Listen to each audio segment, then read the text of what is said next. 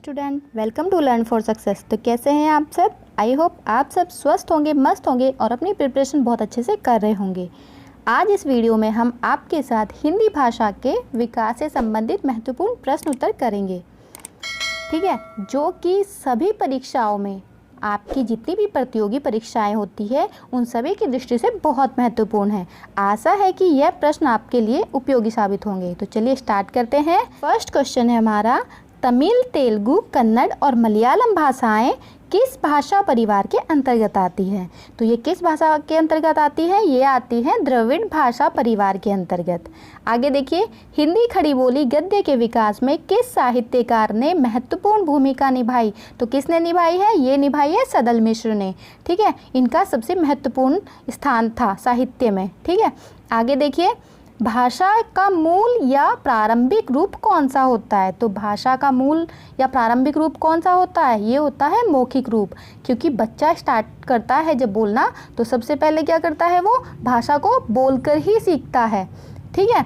और लिखित तो फिर बाद में आता है, 3 साल बाद बच्चा लिखना सीखता है, तो लिखित रूप तो बाद में होता है, पहले मौखिक रूप होता है। आगे चलिए, हिंदी की खड़ी बोली साहित्यिक धरातल पर किस शताब्दी में विकसित हुई? तो ये किस शताब्दी में विकसित हुई थी? ये हुई थी 19वीं शताब्दी में।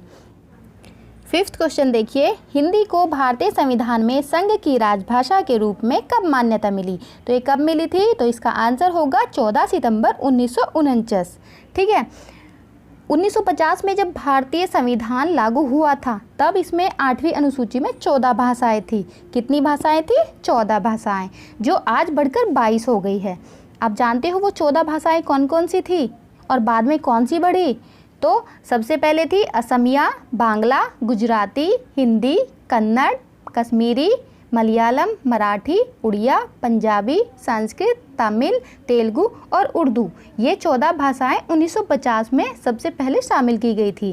फिर बाद में सिंधी को, जब 21वां संशोधन हुआ था 1967 में, उस टाइम पे सिंधी को, और उसके पश्चात फिर क्या किया था, कोंकणी, मणिपुरी और नेपाली, इन 3 भाषाओं को 71वां जो संशोधन था वो कब हुआ था? वो हुआ था 1992 में।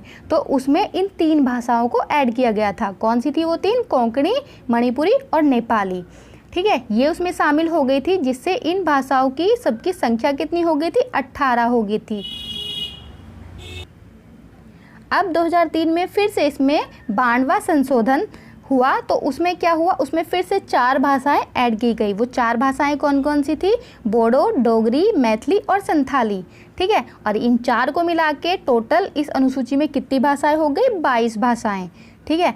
तो ये तो आप समझ ही गए कि इसमें कितनी भाषाएं हैं हमारे संविधान में। हमारे संविधान की 8वीं अनुसूची में 22 भाषाएं उल्लिखित हैं। आगे देखिए, आचार्य महावीर प्रसाद द्विवेदी ने किस पत्रिका के माध्यम से खड़ी बोली हिंदी को परिष्कृत और परिमार्जित करने में महत्वपूर्ण भूमिका निभाई? तो इनकी पत्रिका थी सरस्वती पत्रिका। इसमें इन्होंने क्या किया था? खड़ी बोली को बहुत ज़्यादा महत्वपूर्ण भूमिका दी थी। 7 क्वेश्चन देखिए, मध्यकाल में राजकाज की भाषा के रूप में किस भाषा को मान्यता मिली हुई थी? तो मध्यकाल में क्या था? उस टाइम पे मुगलों का शासन था, और जितने भी बाहरी आक्रमणकारी हुए उनके बाद फिर उनका सबका शासन हुआ। तो उस टाइम पे क्या है, यहाँ मुस्लिम राज ज़्यादा था, तो उर्दू फारसी का प्रयोग ज़्यादा होता था। तो मध्यकाल में राजकाज की भाषा क्या थी? फारसी थी। आगे देखिए, संविधान के किस अनुच्छेद के अनुसार संघ की राजभाषा हिंदी और लिपि देवनागरी थी? ठीक है, तो किस अनुच्छेद के अनुसार संघ की राजभाषा हिंदी और लिपि देवनागरी है? ये है अनुच्छेद 343 के अंतर्गत, ठीक है। 343 में क्या है? संघ की राजभाषा हिंदी और लिपि देवनागरी होगी। अंकों का रूप भारतीय अंकों का अंतर्राष्ट्रीय रूप होगा। आगे देखिए, नेक्स्ट क्वेश्चन है हमारा, ब्रज भाषा और अवधी किस काल की काव्य भाषाएं हैं? तो ये किस काल की काव्य भाषाएं थी? ये थी मध्यकाल की। आगे देखिए, आधुनिक भारतीय आर्य भाषाओं का विकास किससे हुआ? तो ये आर्य भाषाओं का विकास अपभ्रंश से हुआ। अपभ्रंश से ही हिंदी का विकास हुआ, ठीक है। जो आज हिंदी है वो किसका रूप है? वो अपभ्रंश का ही बिगड़ा हुआ रूप है, मतलब नवीनीकृत हुआ है। आगे देखिए, भारतीय आर्य भाषा परिवार की भाषाओं का मूल स्रोत कौन सी भाषा है? तो आर्य भाषाओं का मूल स्रोत है वैदिक संस्कृत। सबसे पहले कौन सी थी? सबसे पहले वैदिक संस्कृत, उसके बाद फिर लौकिक संस्कृत, फिर पाली और फिर प्राकृत और फिर अपभ्रंश, और अपभ्रंश के बाद लास्ट में क्या हुआ? हिंदी। और हिंदी में भी अब क्या है? खड़ी बोली, जो कि सबसे ज़्यादा फेमस है। और उत्तर भारत में खड़ी बोली का प्रयोग सबसे ज़्यादा होता है। आगे देखिए, भोजपुरी मूलतः किस प्रदेश की बोली है? तो भोजपुरी आप सब जानते ही होंगे, ये किसकी है? बिहार की बोली है। मानक हिंदी का विकास किस बोली से हुआ है? तो मानक हिंदी का विकास खड़ी बोली से हुआ है।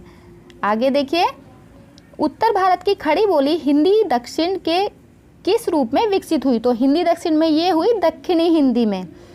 लिपि के विकास क्रम में पहली लिपि है, तो लिपि के विकास क्रम की पहली लिपि कौन सी है? चित्रलिपि। चित्रों के द्वारा ही, चित्रों के माध्यम से ही वो समझाया करते थे, ठीक है, आदिवासी थे जो।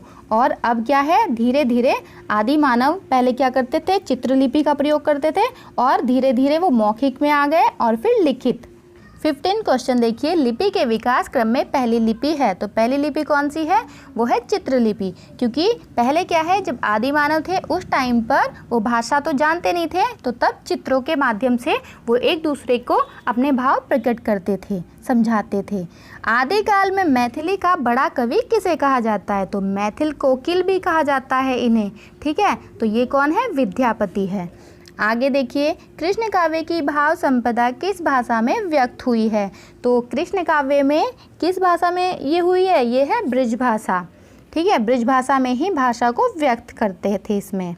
आगे देखिए, ब्रज भाषा, खड़ी बोली, हरियाणवी, बुंदेली और कन्नौजी, ये सब हिंदी बोलियों के किस वर्ग की है? तो हिंदी बोलियों की ये किस वर्ग की है? ये सब पश्चिमी हिंदी की है। नेक्स्ट क्वेश्चन देखिए हमारा, हिंदी हिंदुस्तानी के भाषा संबंधी विवाद में किसके नेतृत्व में हिंदी की विजय हुई? तो ये किस में हुई थी? किसके नेतृत्व में हुई थी? ये हुई थी पुरुषोत्तम दास टंडन के नेतृत्व में। आगे देखिए, मुगल काल में हिंदी भाषा पर प्रभाव डालने वाली भाषा कौन सी है? तो ये अभी आपको बताया था, मुगल काल में कौन सी भाषा सबसे ज़्यादा प्रभावशाली थी? उस टाइम पे फारसी, ठीक है। तो फारसी का ही सबसे ज़्यादा प्रभाव था।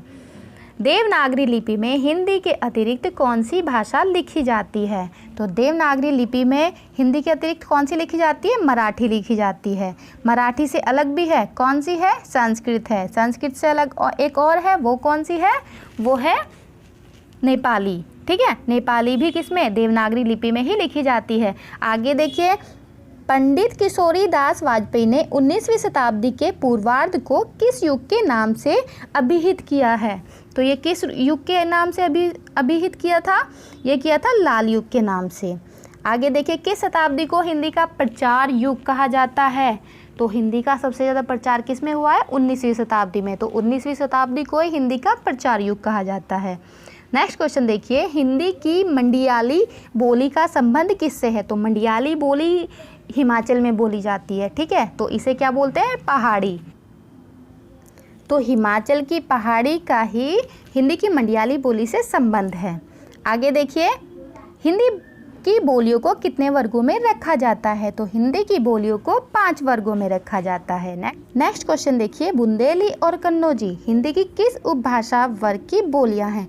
तो ये किस उपभाषा वर्ग की बोलियां हैं? ये है पश्चिमी हिंदी की, ठीक है। मेवाती और हड़ौती, ये दोनों बोलियां हिंदी में किस वर्ग की बोलियां हैं? तो ये दोनों ही किस में? राजस्थान में बोली जाती है, तो इसीलिए ये क्या है? ये राजस्थानी की बोलियां हैं। आगे देखिए, अधिकतर भारतीय भाषाओं की लिपियों का विकास किस प्राचीन लिपि से हुआ है? तो ये किससे हुआ है? तो ये हुआ है ब्राह्मी लिपि से, ठीक है। और ब्राह्मी लिपि से ही देवनागरी लिपि का विकास हुआ है। आगे देखिए, नेक्स्ट क्वेश्चन है हमारा, हिंदी में किस भाषा के संदर्भ में साधु भाषा, टकसाली भाषा तथा परिनिष्ठित भाषा का प्रयोग होता था? तो ये किस में होता था? ये होता था मानक भाषा में। निम्न काव्य पंक्तियाँ किस कवि की हैं? देखिए, जामे रस कछु होत है, पढ़त ताहि सब कोय, बात अनूठी चाहिए, भाषा को होए। तो ये किसने कहा था? ये कहा था भारतेंदु हरिश्चंद्र ने। भारतेंदु हरिश्चंद्र बहुत ही फेमस कवि हुए हैं। ठीक है। आगे देखिए, पाणिनि ने किस ग्रंथ के द्वारा संस्कृत भाषा को एक रूपता देने का प्रयास किया? तो पाणिनि ने क्या किया? पाणिनि ने संस्कृत की व्याकरण लिखी। तो संस्कृत का व्याकरण पाणिनि के द्वारा लिखा गया। तो ये कौन सी पुस्तक है इनकी? अष्टाध्यायी। अष्टाध्यायी के माध्यम से ही इन्होंने संस्कृत भाषा को एक रूपता देने का प्रयास किया है, जो कि बहुत ज़्यादा फेमस है।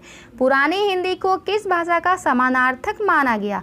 तो ये किसका समानार्थक माना गया? ये माना गया अपभ्रंश का।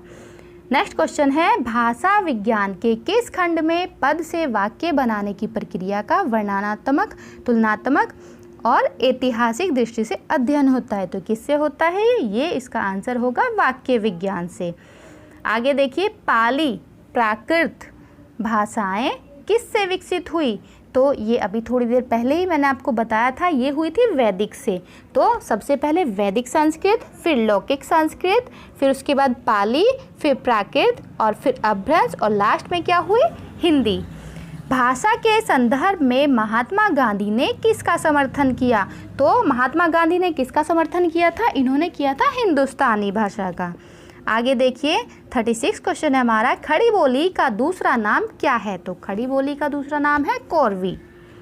नेक्स्ट है हमारा, अवधी बोली का केंद्र स्थान कहाँ है?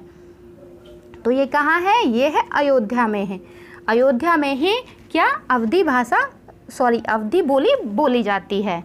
राम जी भी कैसे बोलते थे? अवधी भाषा ही बोलते थे। आगे देखिए, अपभ्रंश को पुरानी हिंदी कहने वाले प्रथम लेखक कौन थे? तो ये थे चंद्रधर शर्मा गुलेरी। नेक्स्ट है हमारा 39 क्वेश्चन है हमारा, अपभ्रंश के महान महाकवि कौन हैं? तो इन्हें क्या है? इन्हें आदि कवि भी कहा जाता है। ये है स्वयंभू। ठीक है। पश्चिमी हिंदी का उद्भव किस अपभ्रंश से हुआ? तो ये किस अपभ्रंश से हुआ? ये हुआ सौरसेनी अपभ्रंश से। ठीक है। नेक्स्ट देखिए, पूर्वी हिंदी की बोलियां अपभ्रंश के किस रूप से विकसित हुई? तो ये अपभ्रंश के अर्धमागधी रूप से विकसित हुई। आगे देखिए, राजभाषा अधिनियम कब पारित किया गया? तो ये कब पारित हुआ? ये पारित हुआ सन 1963 में। और ये क्या है? राजभाषा मतलब संघ की भाषा। अनुच्छेद कौन सा था? 343। इसमें क्या कहा गया था कि संघ की राजभाषा हिंदी और लिपि देवनागरी होगी। अंकों का रूप भारतीय अंकों का अंतर्राष्ट्रीय रूप होगा। इस संविधान के प्रारंभ से 15 वर्ष की अवधि तक, ठीक है, 15 वर्ष की अवधि तक क्या हुआ था? उन सभी शासकीय प्रयोजनों के लिए अंग्रेजी भाषा का प्रयोग किया जाता रहेगा, जिसके लिए पहले प्रयोग किया जा रहा था। लेकिन राष्ट्रपति जो थे वो उस अवधि के दौरान संघ के शासकीय प्रयोजनों में से किसी के लिए अंग्रेजी भाषा के अतिरिक्त हिंदी भाषा का और भारतीय अंकों के अंतर्राष्ट्रीय रूप के अतिरिक्त देवनागरी रूप का प्रयोग प्राधिकृत कर सकेगा। ठीक है, ये प्रावधान किया गया था उस टाइम पे। फिर उसमें क्या हुआ था कि संसद जो थी वो 15 वर्ष की अवधि के पश्चात विधि द्वारा मतलब कानून द्वारा पहले क्या रखेगी? अंग्रेजी भाषा को, फिर अंकों के देवनागरी रूप को ऐसे प्रयोजनों के लिए प्रयोग उपबंधित कर सकेगी जो ऐसी विधि में विनिर्दिष्ट किए जाएंगे। ठीक है, ये सब किस में हुआ था? ये राजभाषा जो 1963 के टाइम पर थी, उस टाइम पे अनुच्छेद 343 में। नेक्स्ट क्वेश्चन देखिए, राजभाषा अधिनियम में संशोधन कब हुआ? इसमें संशोधन हुआ था 1967 में।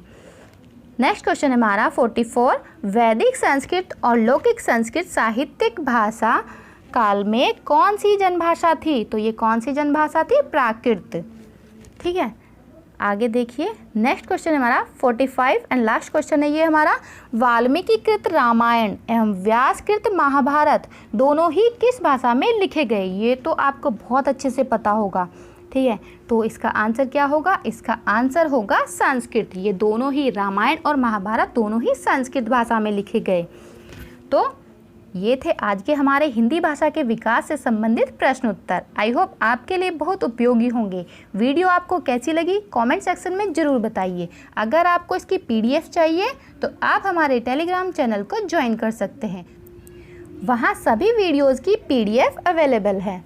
वीडियो को लाइक एंड शेयर कीजिए। अगर आप अब तक आपने हमारा चैनल सब्सक्राइब नहीं किया तो प्लीज़ सब्सक्राइब कर लीजिए और बेल आइकन को भी प्रेस कर लीजिए, क्योंकि हम आपके लिए ऐसे ही इम्पोर्टेंट टॉपिक पर वीडियोस लाते रहेंगे। Thanks for watching my video.